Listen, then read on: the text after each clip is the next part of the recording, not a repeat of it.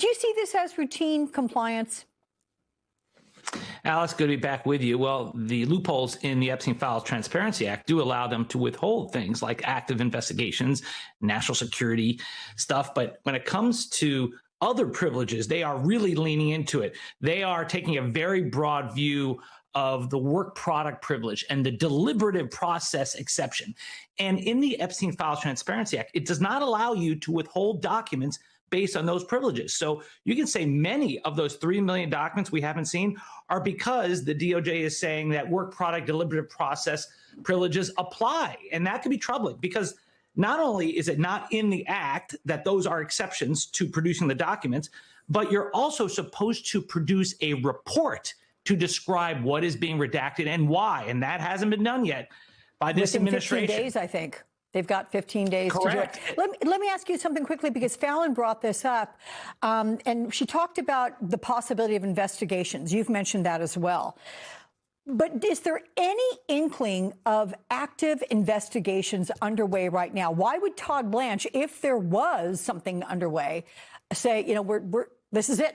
This is the final tranche. This is what we're giving you, and that's it. They said this all along, that there's nothing to see here, and there's no investigation. There's nothing that's going to come when it comes to criminal charges. Remember, he said that he was surprised to hear that there are reports that Ghislaine Maxwell knows about 25 unindicted co-conspirators. She put that a couple months ago in her habeas appeal. So only now people are talking about it. What's really interesting is that it was Todd Blanche, the number 2 person at the DOJ, who interviewed Ghislaine Maxwell. So if they were serious about pursuing co-conspirators, you think they would have been very meticulous in the interview with Ghislaine Maxwell rather than, I don't remember even talking about this. Well, you should have asked her about this. And also, if you were really serious about going after co-conspirators, you would not have produced the transcript of your interview with Ghislaine Maxwell to alert everyone about the conversation you had with the person who seems to know everything. Anything that's been released in the last day that either surprises you, you didn't expect, or you find most interesting? This was supposed to be a Democratic conspiracy, right? Bill Clinton, Bill Gates, it was a Democratic cabal on Epstein Island. Yet, look at the names that keep appearing throughout the Epstein files. Well, Elon Musk, Steve Bannon.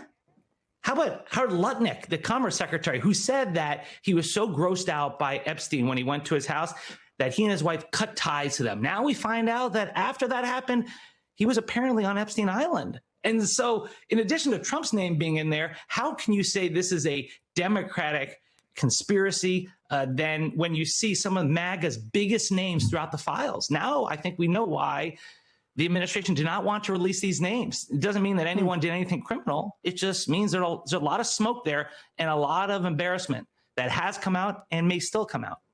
It's super unsavory. It's disgusting, really. I mean, I guess that's embarrassing. But the New York Times reports that the FBI compiled that summary of tips involving Trump and Epstein, but DOJ says none of them warranted further prosecution. We still don't know who ordered that review, or what investigative steps were actually taken, or how those conclusions were made.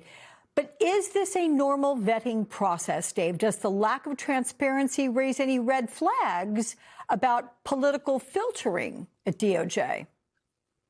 Yeah, it does still look like, contrary to what Blanche said, that this is being run out of the White House. That's why all of a sudden those embarrassing disclosures that came out with those unverified claims about President Trump were all of a sudden just taken off the internet. The link went down.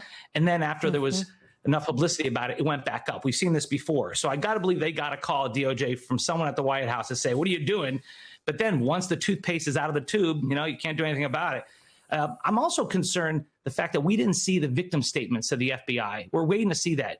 We didn't see the lengthy draft indictment that was drafted by prosecutors in the Southern District of Florida against Epstein that was shelved by the U.S. attorney. I would have liked to have seen that. How about the internal memos from the federal prosecutors in the Southern District of New York and the Southern District of Florida? We didn't see that, or internal FBI memos.